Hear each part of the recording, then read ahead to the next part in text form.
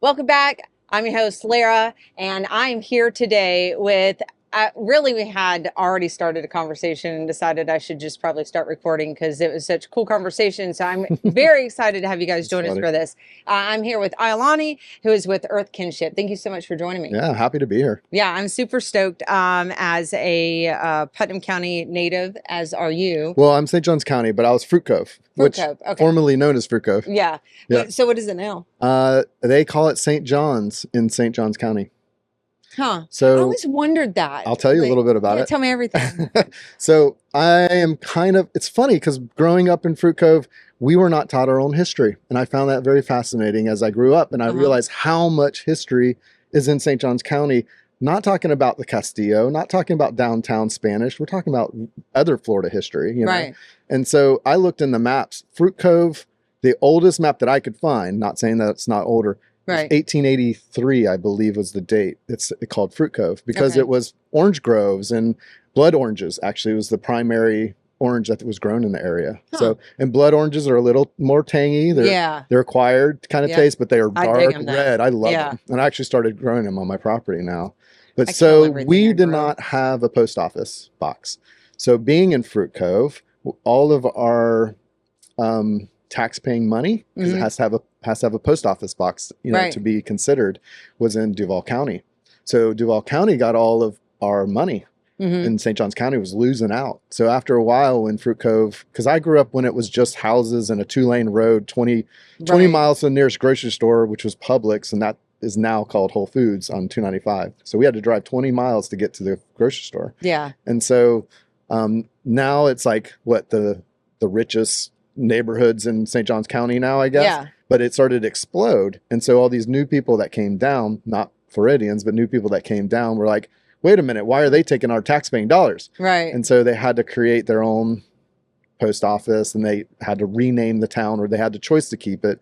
But apparently fruit was too country for people that were moving there. And it was like, it's a historic name. I don't know. So thus those people that are from Fruit Cove went to Allen Denise High School or whatever, you know, like I did.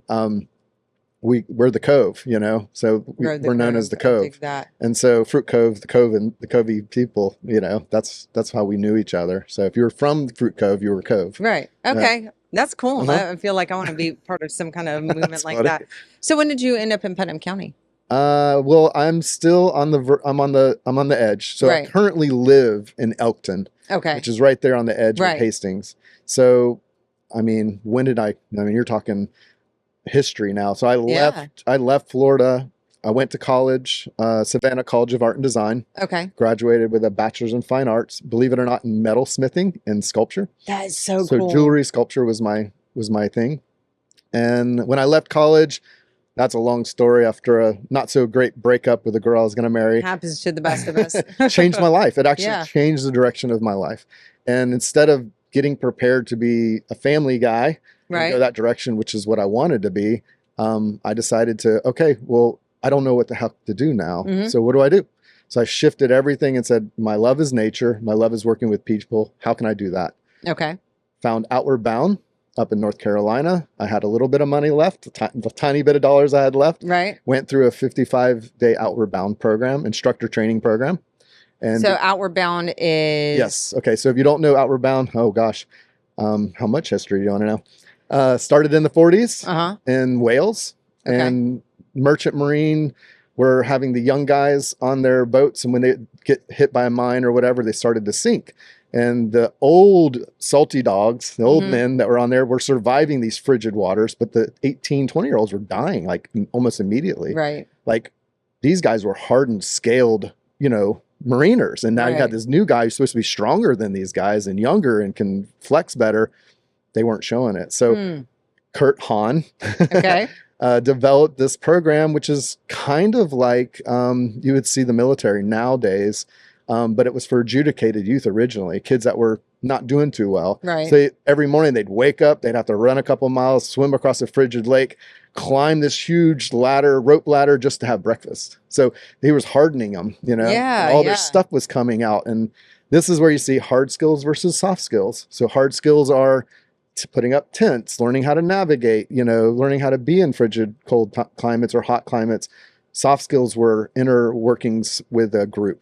So I've leadership, learned so much already. Yeah, so leadership skills were Right. there. So how do you manage with groups? How do you deal with issues coming up? Because both are important. They're equally important. Right. And that's what Outward Bound created, basically a company that it's known for their adjudicated youth programs, but it's also, adults and anybody that wants to go. So they became the leading outdoor education in America, and was in Colorado, and now there's a bunch of them. There's Hurricane Island, which is sailing programs, and kayak canoes. I mean, there's all kinds of stuff. Right. And then Knowles is the neck to neck company with Outward Bound. Knowles is National Outdoor Leadership. Okay. So they primarily focused on hard skills. I know they do soft skills too, but Outward Bound's known for their soft skills and their group management.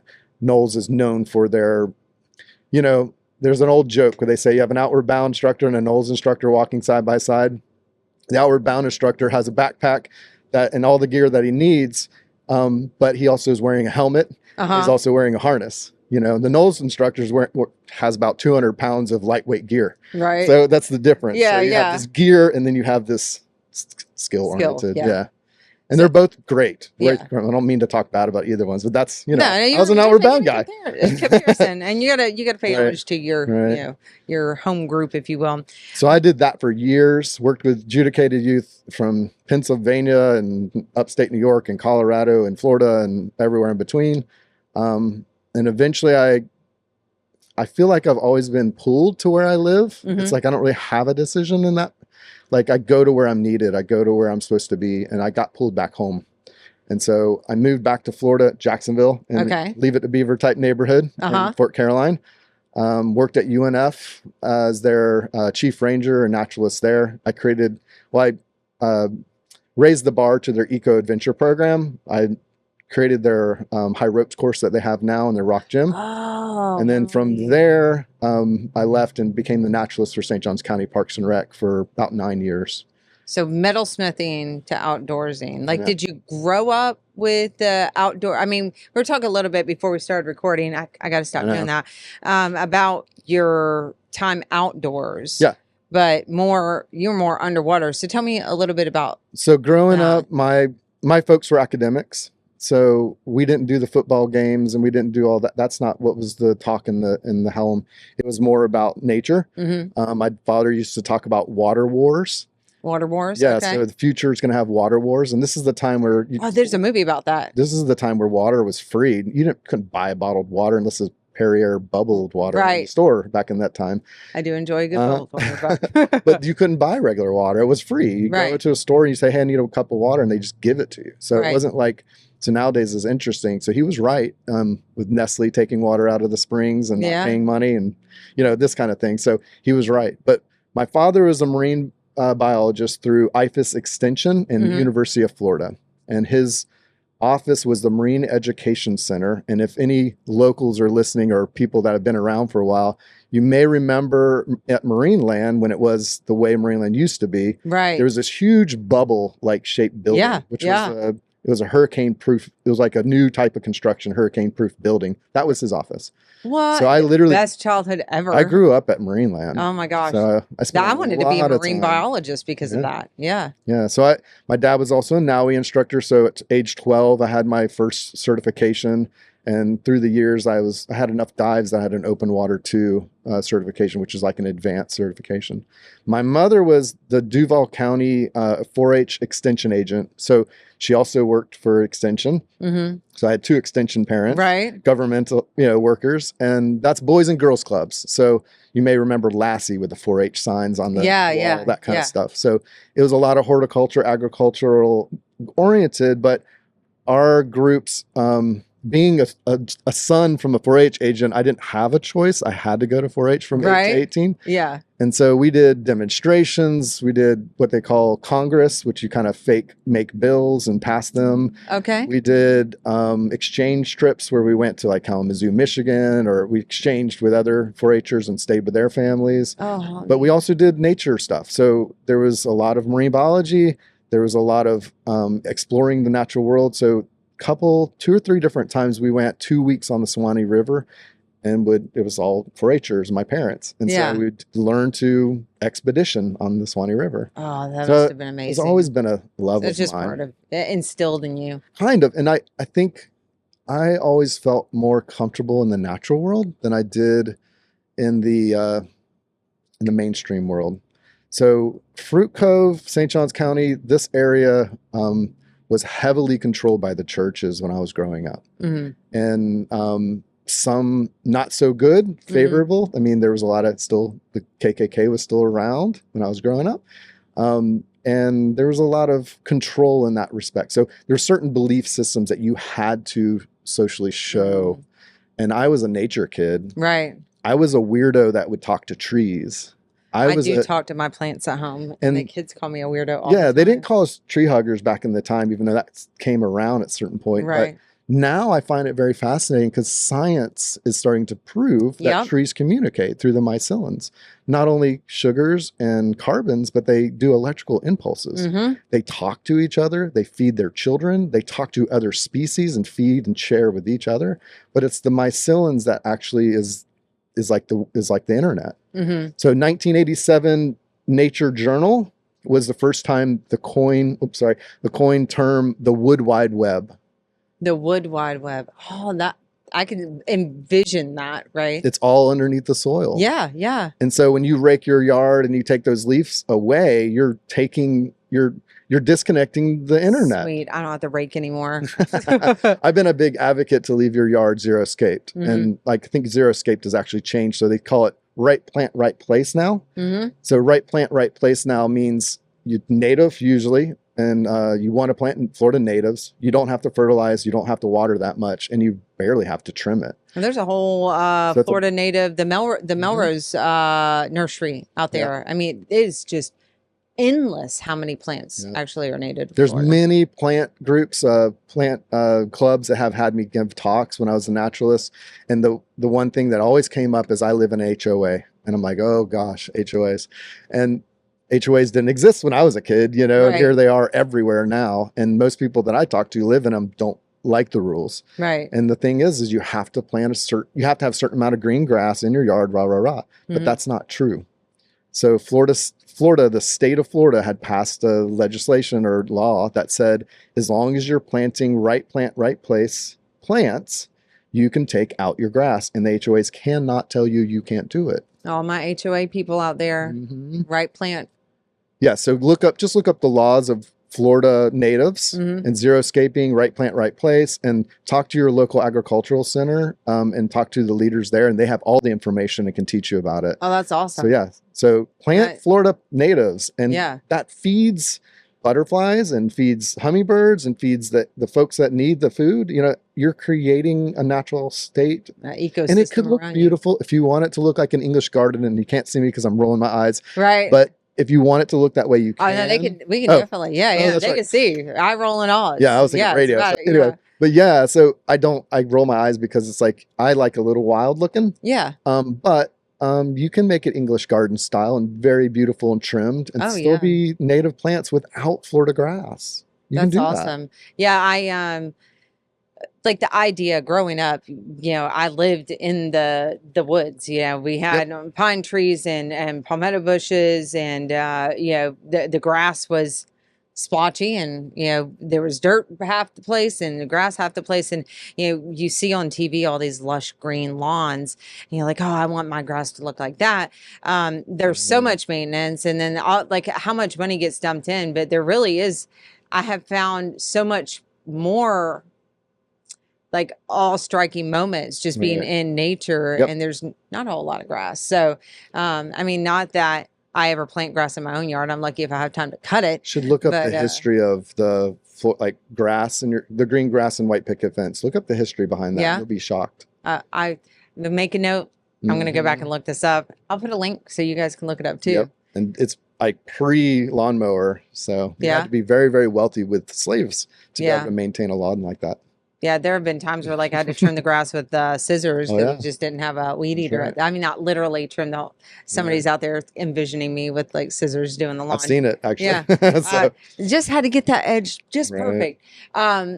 So your trajectory changes and you decide I'm just going to engross myself in nature. Yeah. So being with people, I often what people say, so you are an artist as your trade. So do you still do artwork anymore? And my answer is interesting. It's evolved as yes, but people and nature is my art and my medium now. I love so that. I mean, I'm still sculpting, but what am I sculpting? We were just talking about this. People with negative viewpoints of places like Palatka. When I grew up, there was a bad negative vibe here. Right. You know, at least the attitude towards Palatka. Right. And my dad didn't see that, and I'll tell you a little bit about that if you're interested. Absolutely. But I believe that we should become what we want it to be. So my attitude should reflect what I want to see my city and my town looking like. Love that. And so we need to start shifting our mindsets in that way and stop being so negative about it. Stop fighting each other. Stop having family and family feuds about stuff that really doesn't matter. Right. You know,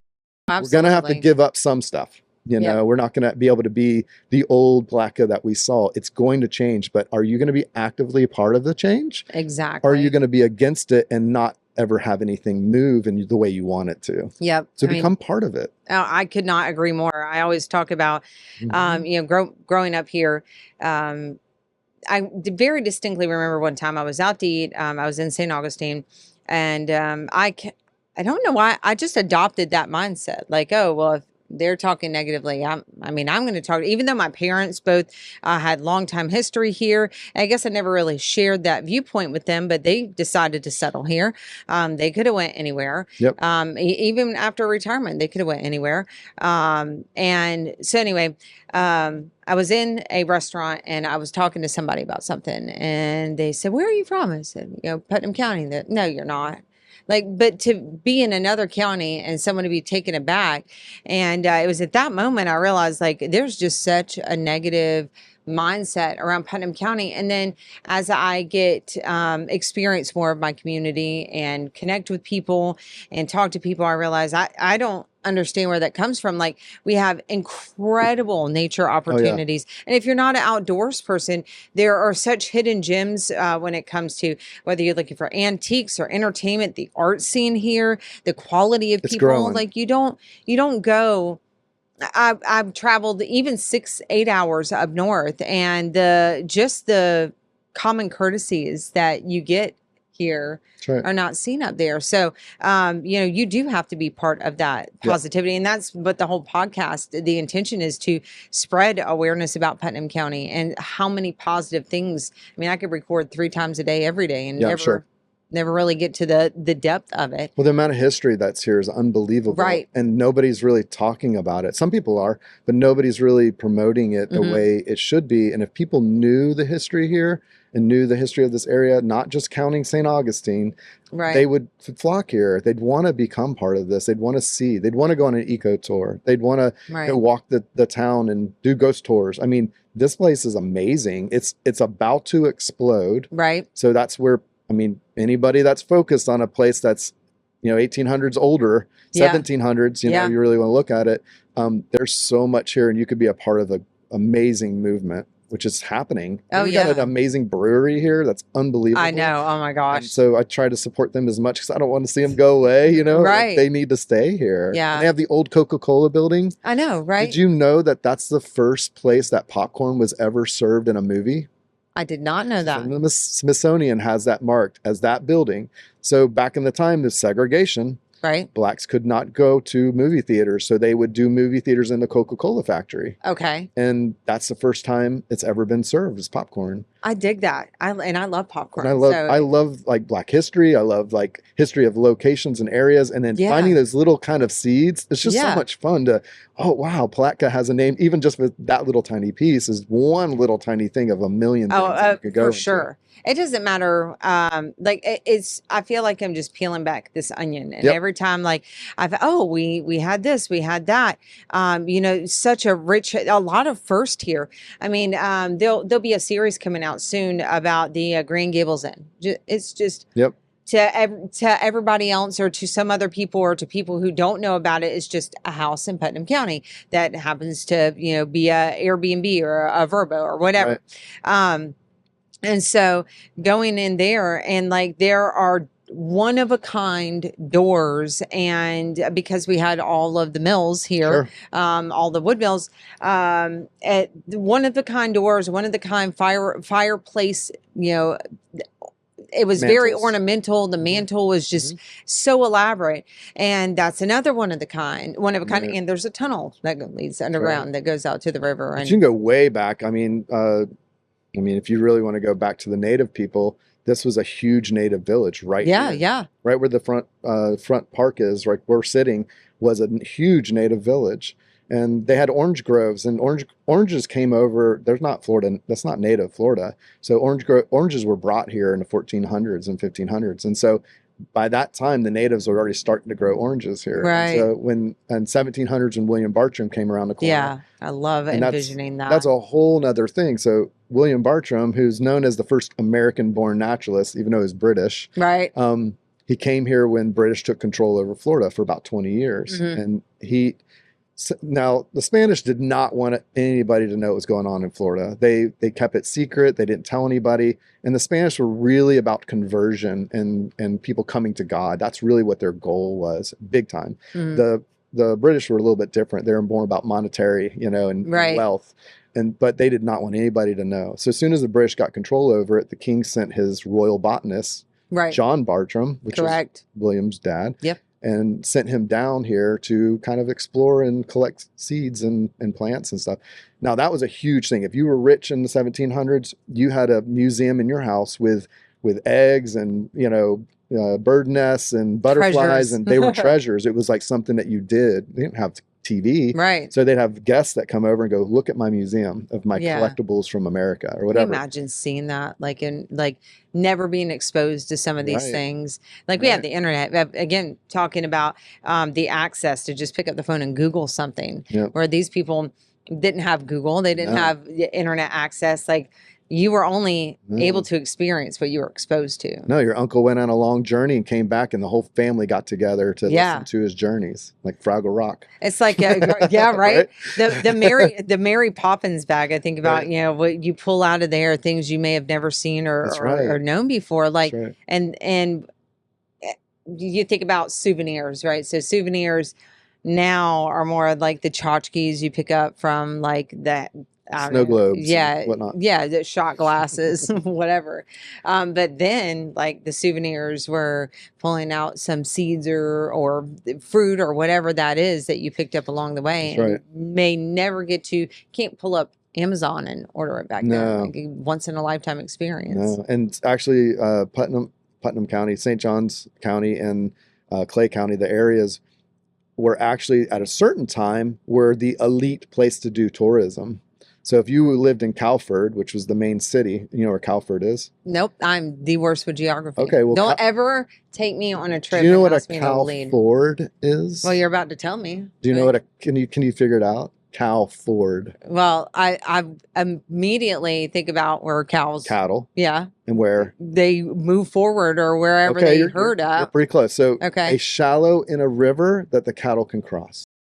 So if you look on the St. Johns River, which is one of the few rivers that flow north, right? And it has a huge bend in the river before it goes out to the ocean. That's where Jacksonville is. And in that huge bend, you would have collection of soil. Right. So it would be really, really shallow there at that huge bend. It's not that way anymore because we dredged it to 60 something feet now. Wow. So it was a huge area that they could walk cattle straight across. Right. So Jacksonville originally was called Calford. Ah. Okay. So the people that lived in Calford, they needed a place to escape and go have fun. So they would go down to the Healing Springs, Green Cove Springs. Okay. And then they would come down to Palatka and take ferry boats, or that's when ferry boats were around. Yeah. The steamboats. Yep. And they would go all the way up to Silver Springs. And so that was tourism. So you would come here, you would have a nice stay. It was the elite. They'd get on their little boats or big boats, and they would go all the way up to the springs and have a couple days ride. Well, tourism back then was shooting the monsters as you drove up, through the creeks. So now we shoot with cameras, right. They shot with guns, right. And they would kill the monsters with the big alligators and such. And the ladies like their big, feathers in their hats. So it became an issue at a certain point. Right. But that was tourism back in the time. Right. And so this area is known for tourism. I mean, some of the oldest history in America, at least, was known for tourism. It's always wild to me that we don't have more of that along the St. John's. Like, why? I mean, people have boats. You know, when I think about, I had Larry Kayaking on here, and he works over at Norfolk Southern, and it's a fish camp, and it's specifically meant for CSX, the railroad. Sure. So it's not like the public can get in, but how when people come here, they're just enamored by the river and the fact that we have it at our disposal. Like, I could literally walk out of here and then go get in the river, you know, walk down there. And that kind of resource is not just everywhere. Right. And my father thought the same thing when he was the marine biologist of the North Central and North Florida area for a while. And then once they had another one, he became just Northeast Florida. But he's from Daytona or even farther all the way to Fernandina. He looked at Palatka as an ecotourism hub and could be. This was a could be big time at that time. Right. Because Palatka was a dying town at a certain point. Absolutely. All the stores were, you know, when you start to see antique stores more than anything else, it's kind of a dying town, you know, which Palatka used to be. And that's changed a lot. Yeah. But he designed a couple conferences. One of them was called Earth Kinship Conference, which is also the name of my company, Earth Kinship. And I can talk more about that. That was why that's originally how this whole conversation got started. But keep going. The other is eco-heritage tourism. He was trying to create a new term.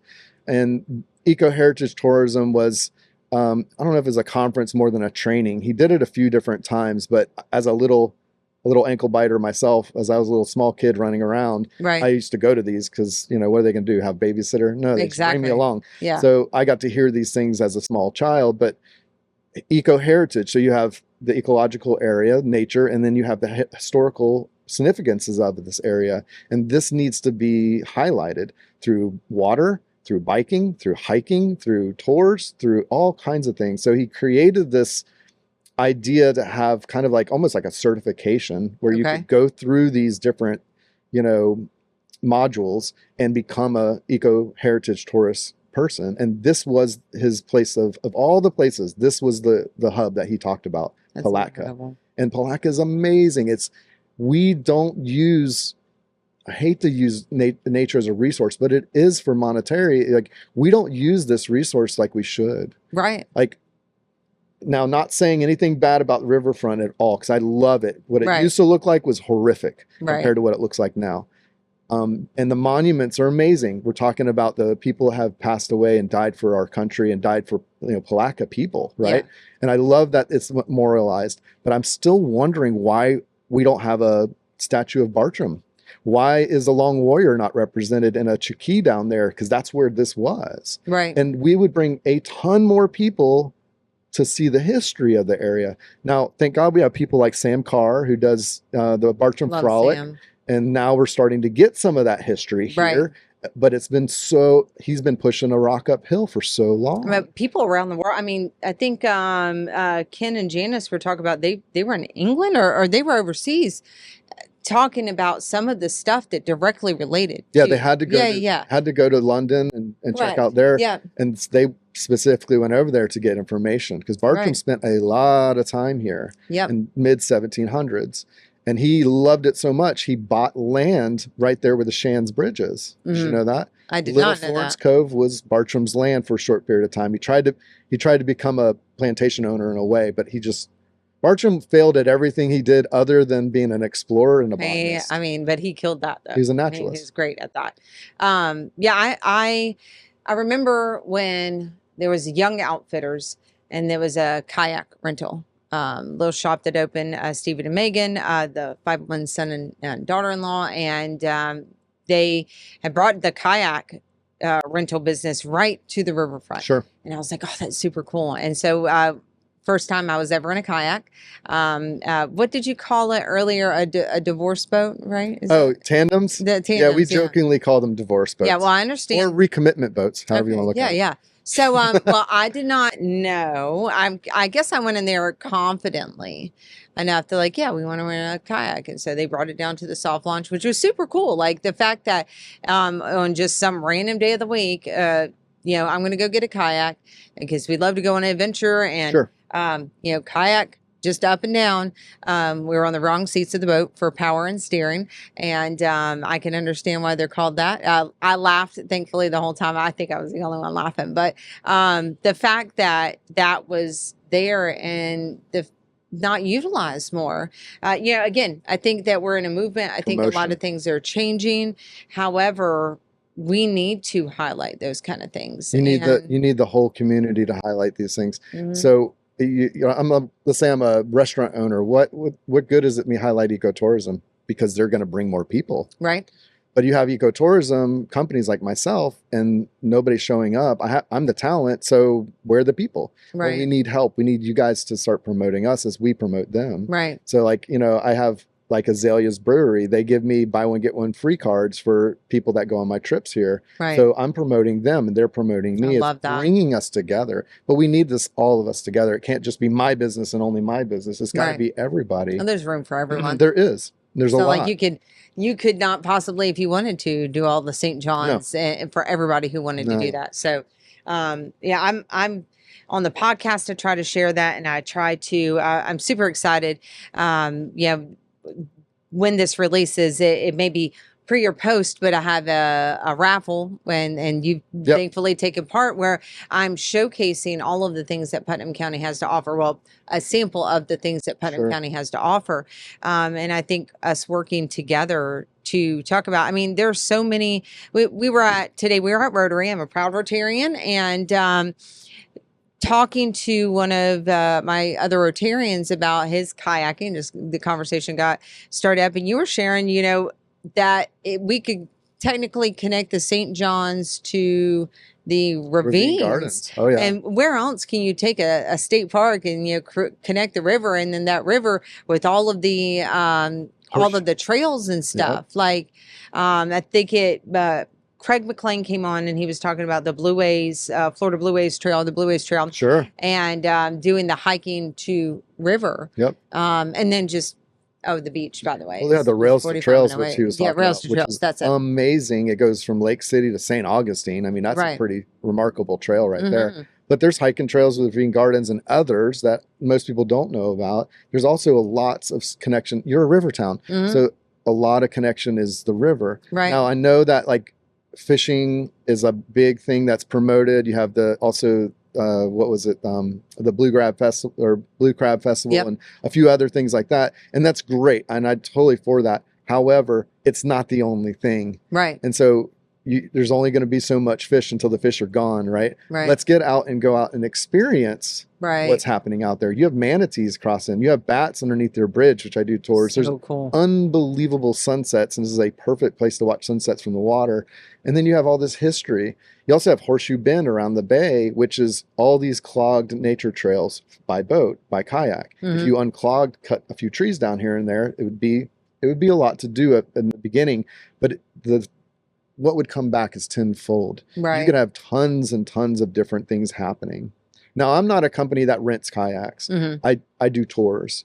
And so you're with me. You're with a trained naturalist. I'm an ACA instructor, level 2 coastal kayak, which is, I'm an advanced kayak instructor through American Canoe Association, which started in 1800s. Which means you won't let me die. Which means not only will I not let you die, I'll actually teach you how to make sure that you don't hurt yourself or hurt others as well. And so, I teach correct paddle stroke. So not only are you efficient, but you're not going to harm your body by tearing rotator cuffs and things like that, because people think it's all about arms, and it's not. It's about core body. So then there's staying upright. How do you deal with weather? How do you plan a trip? How do you plan a trip in coastal areas where there's tides, which we do have tides here? We sure do. But it's not that hard of a tide. However, if you get at the wrong tide, the opposite wind, and a storm comes up, you're in trouble. So what do? So if you rented a boat and you went across the bay and a storm flipped up in 15 minutes, which happens, you got 4 or 5 foot seas and you're in Florida, trouble. yep. And it happens. And so I teach people how to deal with those situations if they happen, but also how to avoid those situations as well. So that's earth kinship, and Yes. obviously getting that from your dad. So part of that comes from a conference. My father got together with his best friend who was a poet. So you had a scientist and an artist. I love this story. They come together over a bottle of rum, and they conceive this idea that the earth needs help. We're not doing such a great job as stewards. So they created this conference called the Earth Stewardship Conference. Okay. And the Earth Stewardship Conference was to bring minded people, academics and artists to come together to figure out how we can heal the earth. Okay. After a year or two, religion started to come involved, spirituality and religion. So you had some native people, you had the Catholic Church, you had a lot of different people that were on the steering committee and coming together and going, we don't think that, actually it was a nun that said this, we don't think that stewardship's a good name for this conference. And they're like, what do you mean? Well, what is a steward? A steward is somebody, let's say I'm a steward over a factory. Okay. And that's where we commonly think of stuff like this. So I'm a steward over a factory or a kingdomhood or whatever. Right. I know how the factory works. I can tweak it to make it more efficient, and I can get a better yield out of this factory because I'm a steward. I understand how it all works and who works, what works, and put them in the right places to make this the most efficient for the most amount of profit. Right. Well, we don't know how the earth works. We're still learning. Right. We still have no idea it wasn't that long. Couple hundred years ago, they were putting plants and animal into categories called taxonomy, which Bartram was a part of, right? Yeah. So it's not that long ago, and we're still discovering new things. We don't even know how the brain really works. We're still discovering ourselves. How can we call ourselves stewards? Yeah, I think recently I saw a video, and that's a great point. Like they discovered 100 new species in the ocean, and it is. I feel like for at least your generation versus the newer generation, we grew up, there wasn't. We're talking about X generation. Or whatever, right? Yep. I was a latchkey kid. Yeah, exactly. Yep. I grew up, I didn't have a cell phone until I was, I was past adult age. I remember very distinctly as a child, making mud pies or going out in the woods and experiencing the world. And TV really wasn't such a big thing. And everything, I feel like probably every generation sees that acceleration of, advancement, but the huge technological boom. And so now we have the earth has been around for a long time. And what we have is such a small piece. Tiny. And we were busy discovering so many things before. And now, yes, we have a lot of technological advances that help us do that. But really, we don't know so much. Right. And we think because we can Google something we must be able to know everything. But we don't. Like you said, how the brain works. There are just so many mysteries. How we're beginning to understand how weather works. We try to track a hurricane, but you can't do that. You can't control it, Well, that's what they say. Yeah, right. Yeah. Sorry. No, that depends. That does depend on where you land on that perspective, but that's right. That's not what we're here for in this podcast. The interesting conversation though. But there's so much we just don't understand. And that where it leads back into this nun. They said, well, what is a good name? She said kinship. And they said, what do you mean? She goes, what is kinship? Kinship is an old term, really, meaning I understand you, or I'm willing to try to understand you. Right. Kinship means I love you, meaning I have, compassion and forgiveness unconditionally towards you. So meaning you're allowed to make a mistake. If you're in kinship with me, whether you're family blood or not, right. You're in kinship with me. I will allow you to make mistakes and still stay in kinship with you and help you grow and learn as long as you're willing to, Yeah. And so that's kinship. What a great name. Yeah. What a great word. Earth Kinship Conference is what happened. In 16 years it ran, and it brought people like Thomas Berry and Marlo Morgan, who wrote books, and Mutant Message from Down Under, and all these different people spiritually, native, indigenous cultures, and modern scientists all coming together, not about healing the earth anymore, Right. about healing humans. I love that. Why? The earth doesn't need healed. It will heal itself. Exactly. But let's do a healing that keeps humans alive on it. Mm-hmm. It's healing right now with all these storms and stuff. It's healing. Yeah. But it's going to erase humans. And we don't want that. You know, I want to stick around for a little bit longer, Yeah. you know, which I will. My lifetime will not see it, but my 7 generations from now, grandchildren, will they see it? You know? Yeah. And I think when the colonists came here in 1492 or earlier, depending on how you look at it, an elder said this to my dad one time. He goes, when your people, meaning the colonists, landed on my Turtle Island, meaning North America, you missed by 13 to 18 inches. And as a scientist, my dad's measuring, you know, what do you mean? You know, how, and he laughed and he looked at him and he pointed to his head and then he pointed to his heart. He says, you came here with your head. You forgot to come here with your heart. And if you would have come here, you would have seen the civilized nations of North America, indigenous cultures. And we've been doing this for so long. Look at the way we live. Right. Look at some of the Spanish writings of when they came here. They said they saw lazy people who laid around all day and gambled and slept and barely worked. Now, another perception of looking at that is there were people who only had to work 2 hours a day, and they had free time and plentiful enough to have games and gamble with. They can go get more.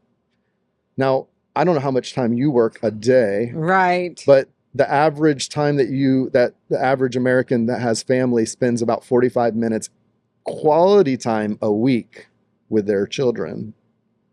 45 minutes is not that much time. Not at all. Compared to 2 hours of work a day and the rest is play. Right. Now, you might be making stuff, you might be bettering your situation, so it could look like work, but it was really worked hard to get there as a community. I think that's a pretty amazing thing. Oh, absolutely. The Fountain of Youth was not wrong. When they got here, they said, oh, they must be something in the water. Let's find the water source. Mythology wasn't that way. They found the Fountain of Youth because they were finding 100-year-old native people with jet black hair. And they're like, we only normally live to 45, 50 years old. How are they living twice, if not more, our lifestyle? There must be a Fountain of Youth. No, it was the lifestyle they were living, non-stress, connected to the earth, connected to family. I'm romanticizing it a bit, but there was hardships too, but hardships make us stronger. Yeah. I just think it's time to really listen to those ancient technologies and go, they weren't savage. They actually knew what they were talking about. And there's still elders today sharing this stuff if we stop long enough and listen. Yeah. That is Instead, pretty incredible. what we like to do is the excitement of the fights and the political craziness. And like, if we can get the fight, we get that adrenaline rush. Right. And I think that's where we're missing. We're not kinship. We're forgetting to be kinship. Yeah. I mean, you see it just in everyday culture. You get so distracted by what's right in front of you that you're forgetting, the people that surround you, that build the community, that built the things that you're being distracted by even. But just to take care of one another. And like, I've been so programmed, we grew up in that society where, dad went off to work and our mom and dad went off to work and they were gone for 40 hours, latchkey kid. And that if you didn't work those amount of times, you were lazy. Sure. And wherever that came from, but how efficient would it be?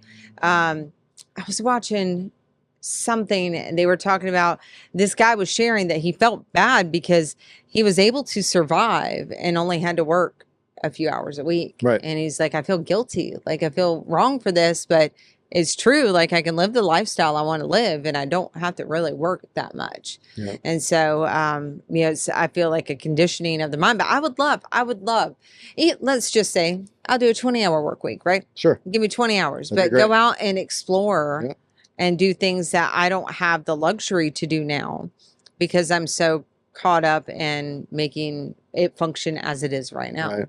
And I chose an occupation where I loved, even though with Outward Bound for 8 or 9 years, I did that. I literally had no social life.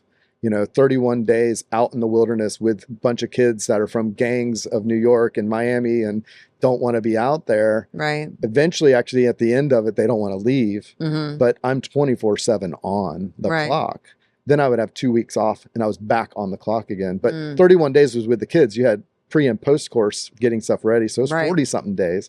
How can you have social or relationships during that time? I just didn't. Perfect fit for the time. Right. I couldn't do it now at 50 years old, but I guess I could do it. I just wouldn't, I don't think I would choose that right now. I think it's more of, the younger folks that need to be doing that. Yeah. However, shifting gears to now, this isn't about pushing against nature. It's about becoming part of nature.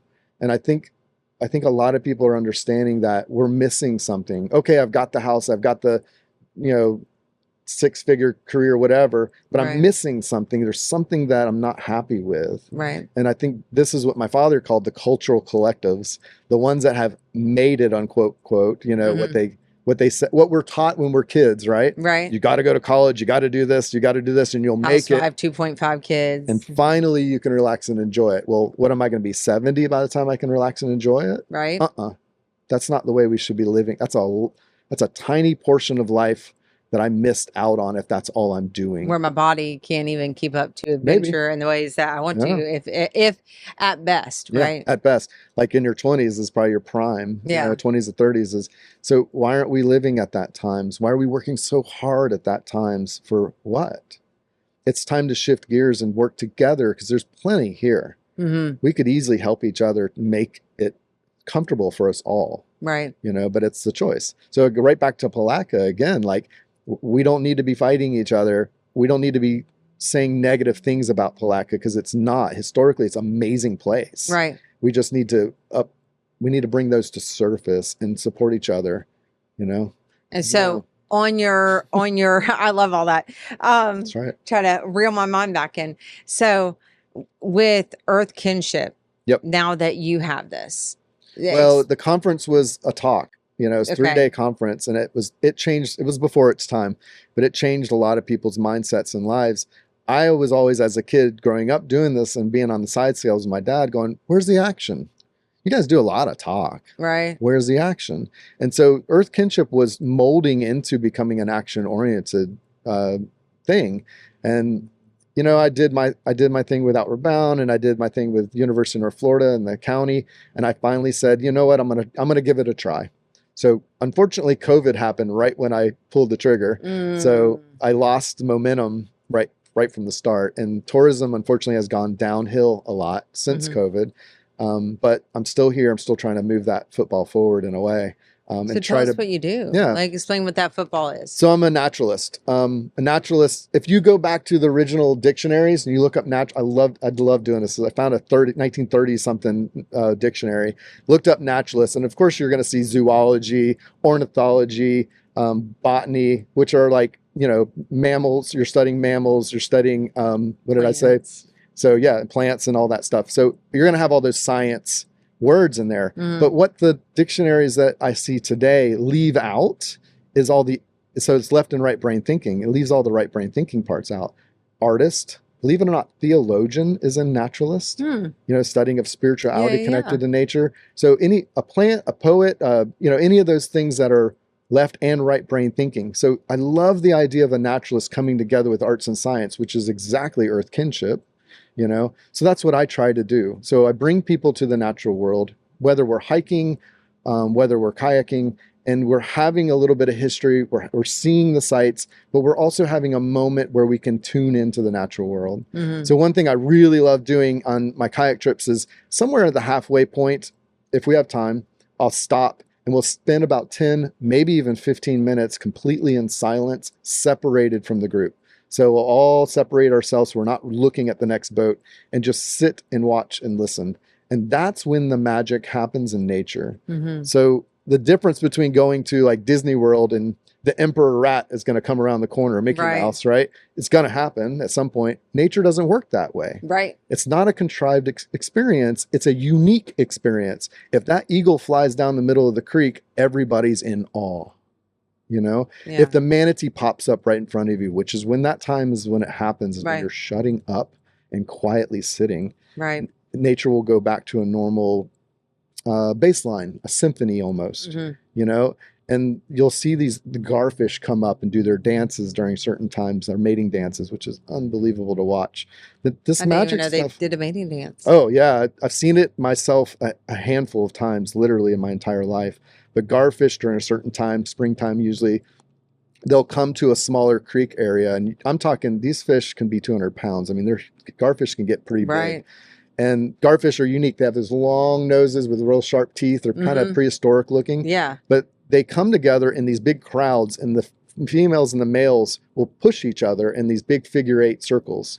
And it's literally like a hoedown. You know, they're dancing. You know, they're pushing each other around, and they're circling and circling and circling. And then once the female's convinced, I'll put my roe down, I'll put the eggs down, the males get all excited and they go where the roe is laid, which is usually under the lily pads, and they throw their tail up into the air and they thrash around seeding the roe.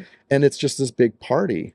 So you have these dancers and you have the roe being seated, and it only has like a couple week window it happens. I bet that's incredible to see. It is unbelievable. And just, I don't know if you're an energy person, but you can feel it in the air. Yeah. It's unbelievable. I can imagine. It's so amazing. But these things, you can record that and put it online, and people are like, oh, that's cool. But being there with the sights and the smells and the work that you did to get there, it changes your perspective of life. Absolutely. What's the difference between a homemade meal and like something where, you know, mom's in there slaving, you know, away at this, you know, kneading the bread, whatever that is, versus going, not that I don't mind somebody else making dinner because I hate cooking in the kitchen, but just the whole different experience. The cooking on a fire is amazing. Oh my gosh, there's nothing better than that. You just shifted. Yeah. I don't want to be in the kitchen slaving away. I want to, if I'm fire, I can cook it. So see, everything shifted. Yeah. Put nature in it, it shifts, and it will shift. Have you ever heard of the term Shinrin Yoku?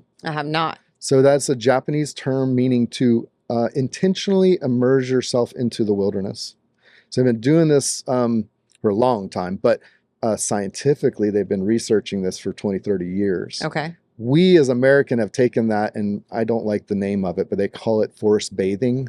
Have you heard that term? I have not. So it's a new kind of therapy where you're not getting naked in the woods. That's why I don't like bathing, but you're intentionally immersing yourself in the wilderness. So if I'm working on something, often people that do it or have something they're working on, a trauma or something, or just a mindset, you know, and they go on these walks with a guided walk. There's intentional actions that happen in nature. So, you know, being playful or being reflective, or I'm using these terms very flippant, but it's very powerful. And people that do these 45 to an hour walks come out completely changed. And so this is old technology of indigenous cultures that is now being realized and unfortunately is being certified now, which always messes stuff up when they certify stuff. Right. But you know, is being certified now to be these kind of guides. I've been doing it for a long time, you know, with just ecotourism, just going out and being in nature. And so we can go deep as you want, and we can go surface as you want. I'll have clients that just want the surface and they want to splash around and learn about kayaking. That's great. Yeah. And that's one level. But then I have other clients that go really deep. And the ones that do that, I had one guy I had on one of those sits, and he was sitting there and he looked, and I stay in a place I can see everybody. And he looks back, like seeing if he can find me. And I waved to him, and his face is just bright. And he points up, and above him is sitting 2 owls within almost a paddle reach of his head. We didn't know they were there. They were sleeping. Right. And he slipped in there, and those owls were watching him the entire time. And he's like, he just loved it. Yeah. Went totally in depth with those owls. Oh, you got to think about how much time we're spent in a heightened awareness. You know, when you're driving, heightened awareness. When you're working, no matter. I mean, I'm sure that there are fields that I'm not thinking of off the bat, but when you're working, heightened awareness. You know, you need to be what's coming now. What do you got next? We're always in this go mode. Well, you're right on track with where I was going with this, because we're talking about cortisol levels now. You know what cortisol means? Yep. The stress hormone. That's what they call it, but it's a chemical naturally created in the body. It's actually, the more that you research it, you'll find it's a lubricant for the mind. It's a chemical that reaches a fight or flight response, adrenaline. So it's literally a lubricant for adrenaline to be flushed through the body. Right. So high cortisol levels means you have to be intensely aware of potential problems that are in your area. Right. So if you have to run or if you have to fight, you'll get that shot. That is unhealthy state to be in. Absolutely. Why? Well, this is where that science comes in play. Right. If you're at a high state of cortisol level, your body is looking for outward problems all the time. And it forgets and it takes away from the inward problems like COVID, like viruses, like bacteria. That's not good for our body. So we become more sick when we have heightened cortisol levels. Yep. You can look online. That's a hot topic right now. Phone screens, engine noises. We were talking about leaf blowers, like all that stuff creates high signs and flashy lights, cars having to be in traffic, work, being on time, getting the taxes paid. Like this is all, even kids cause high cortisol levels. Immediately, I was like, I have 3 high cortisol causes at home. Right. But I mean, and then some people I think would say, kind of, oh, that's just mumbo jumbo, it's scientifically proven now. Exactly. You can measure cortisol levels. Yeah. And if you can sit quietly in nature for 10 to 15 minutes, you almost drop it completely out of the body. And then if you spend so much time in that heightened awareness state, like I'm a busybody. Like I'm all over the place. So I already know like having to sit in quiet can be a struggle for me. Sure. Because my brain is trained, go. If work wasn't enough, if driving, not that I have to drive very far now, but you got tools that you can use for that. And so, but it makes sense because if we think about, and again, to people who say, there isn't any value in that, or I don't have time to go out in nature, or I don't have time to do that, like your body's going to tell you, like there'll become a time. And I don't know, I'm sure there are studies at this point because generations are now coming through an entire lifetime of that, what the cause of that is. But back to not knowing the world and the brain. I'm going to say it this way. You do have time for it, whether you want to spend the time now for it or when you get sick. Exactly. That's your choice. And that's the choice of us all. And I've gone through it where I was so busy, I forgot about myself and I got sick. And what happens at 2 weeks home now, I'm stuck, and I have to deal with that. And I can finally relax and, I actually got some sleep in and I get better and then I'm back on the track again. Right. Or you can do it throughout your life and not go to those places. Right. So you're going to spend the time. Right. It's whether if you want to do it now or you want to do it later. Right. And hurt. Yeah. And you are providing a service where people can go out and safely have that moment and then learn to do it for themselves. So I'm looking at tides. I'm looking at, You're weather. Taking the stress for them. I'm taking all the stress up for them. Yeah. And I'm training people how to paddle correctly. And if they're having trouble, I work with them. We go to a certain distance that the groups can go and we come back. It's all in there. And then on top of that, you got questions about nature. You want to see stuff. Let's do that. We see gators, we see snakes, we see cool otters. History, therapy. All wrapped in one. Yeah. It's like, it's the best of all worlds, That's really. what I think. And right here in Putnam County. That's what I think. And people say, oh, your job must be so relaxing. And it's like, well, I've got all these, I have to do all this I'm stuff. taking the cortisol right now. And it's true. And I don't mind doing that because I can shift back and forth just by training for so many years that I can shift back and forth to having a little bit of stop time within the time as well. Right. I'm still paying attention to the group. I'm still with the group and present, but I can also shift gears as well. Right. So, yeah. And I think everybody is capable of doing it. Yeah. That chatter brain is very common. I hear that all the time. And there's fun techniques that you need to give that mind something to do, and then everything else relaxes. Yeah. Once you can give that mind something to do, which is often just paying attention to your senses, and there's some really cool techniques that you can do. You should share them with us. Yeah, we'll come on a trip. We'll do some. Oh, now I have to go because I need to know. It's a plot twist here. Yeah. The hook. There it is. Sold. So how would somebody, if they're interested in, we could go on about all the different facets of this, but let's say somebody's watching, they're like, I need a part of that. Like people do ice baths, people do, I could never do an ice bath. That's not for me. I would be the 18-year-old out there not surviving in the ice. But people do all kinds of things to find that space of relaxation and enjoyment and history can be of enjoyment for people and nature, whatever it is. So in that realm of earth kinship, where can they find you? And if you go online, and I'm a really, I've been told, and I feel the same, I'm a really good educator and I'm a really good teacher. I can talk all day. Marketing is not my highest key point. So I'm still trying to learn that world. I'm on Facebook, I'm on Instagram, but I'm also online with my company. So if you look up earthkinship.us, as in United States. We'll drop the link below. Sure. You can find my website there. I have a history of Earth Kinship on there, and you can see all the old conferences and stuff that were there. Oh, awesome. I have a history of me and a lot of stuff like that. I have the journal where it's kind of like a blog, and I have two things in there. But also all the programs that I offer, I've done talks. I do homeschool stuff. We do experiential, where we're going out tracking, and we're a lot of bird language. Wow. And we're doing that kind of stuff, but we're also a ton of kayaking programs. Now the kayaking thing gets highlighted a lot more because that seems to be more bread and butter, but I can do tons of things.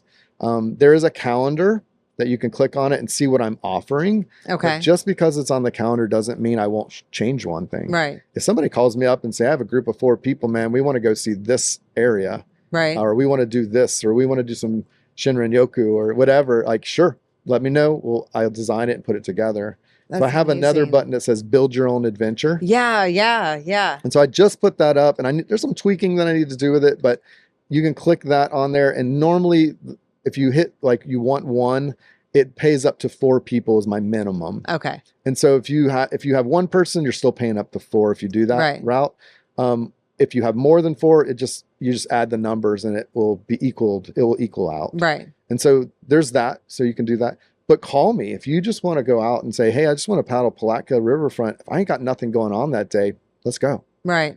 I'll set it up. We'll just go. I try to streamline it and make it easy as possible. Oh yeah. So Fair Harbor. Keep your cortisol down. Yeah. Fair Harbor is a booking agency that I use, and most tourism agencies use that. Okay. And if you're a tourism agency and you're out there, link with me with Fair Harbor. You can sell my programs and make some percentage off my programs that you sell as well. So it's like free money for you. Here. Yeah, right. And there's a few people that do that.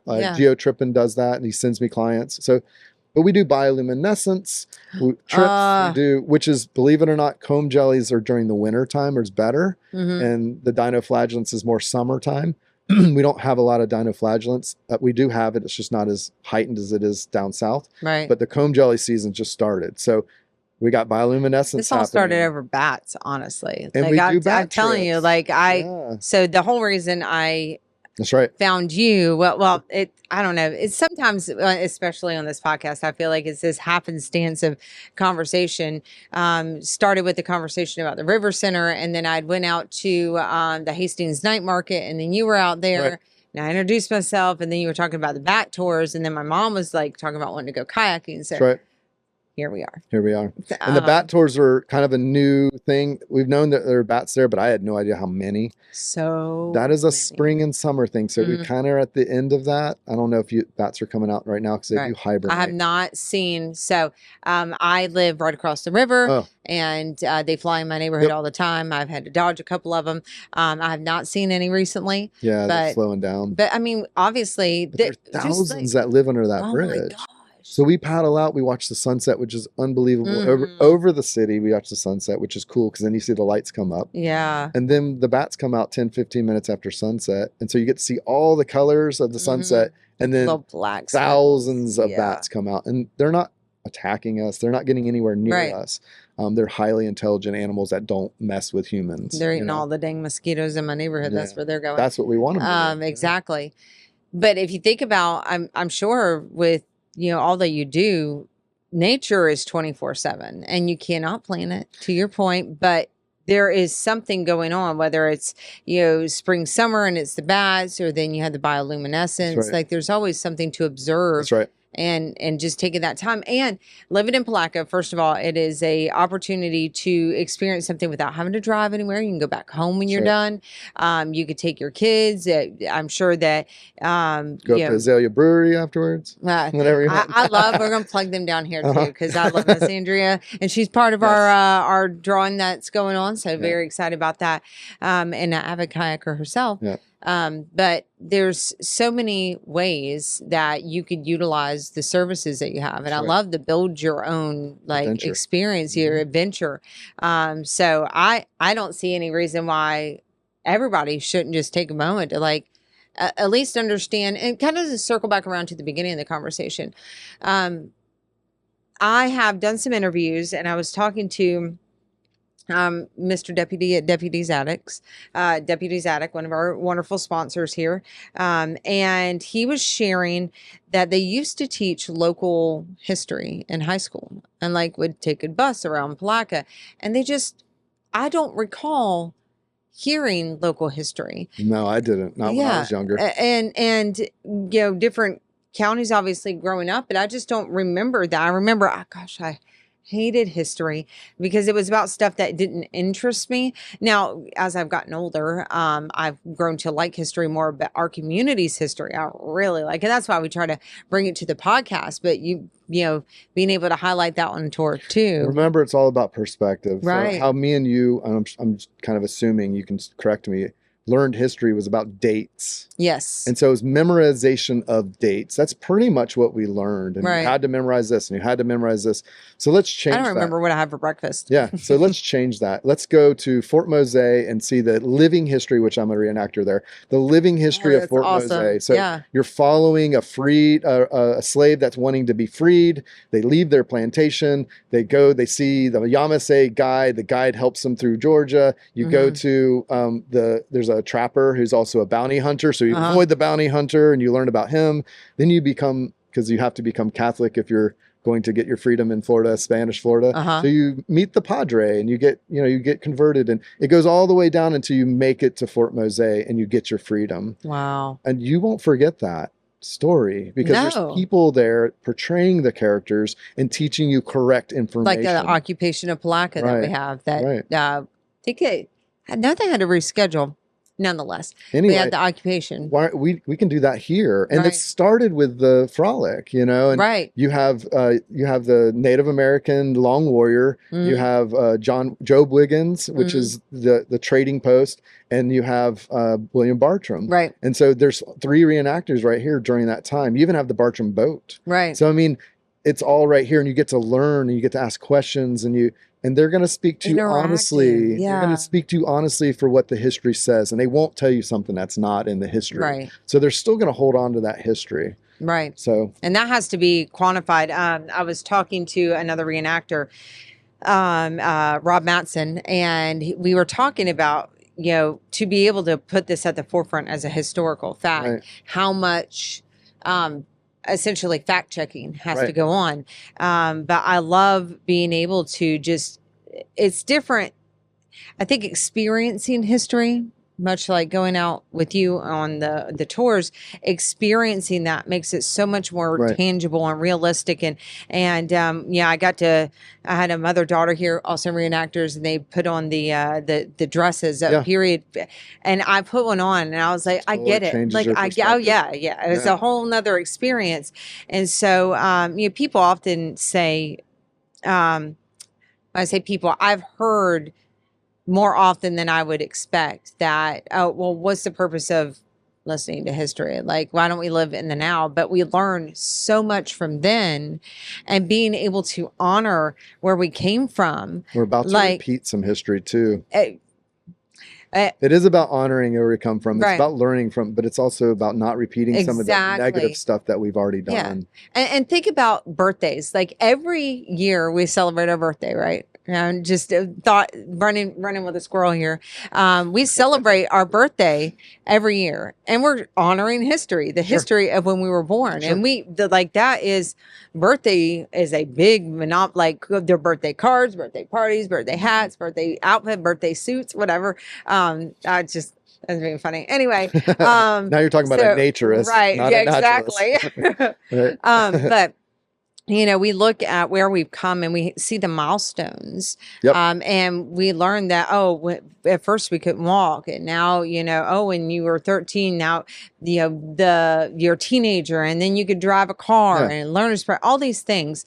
I think that, and as a society, we've gone through all of these rites of passage, but you don't go to age 25, hopefully, and be like, oh, well, I'm going to forget how to walk and not look back at like, where did I, That's why they say wisdom come with age, And so being able to do that in history, Right. I think is so important. And, again, being proud of your community and where you come from. I mean, there's some negative things that happen in Palatka with the wars. Negative things happen everywhere. And the sawmill wasn't, it was great and not so great, depending on how you look at it. From the trees' point of view, no, they weren't happy. But, they're still part of our history. We don't have to make those mistakes. And like, so I get out to some areas where there's a few 900 to a couple 1,000-year-old trees that are still in the area. And if you ever touched a tree that's older than America, like that was here pre-America. I mean, it's kind of amazing thing to know that this living creature is we don't see that. And then you see this enormous tree that's about in diameter as long as this trailer, and then all the way around. You think about how it looked when Bartram came through, or how it looked before they started cutting things down.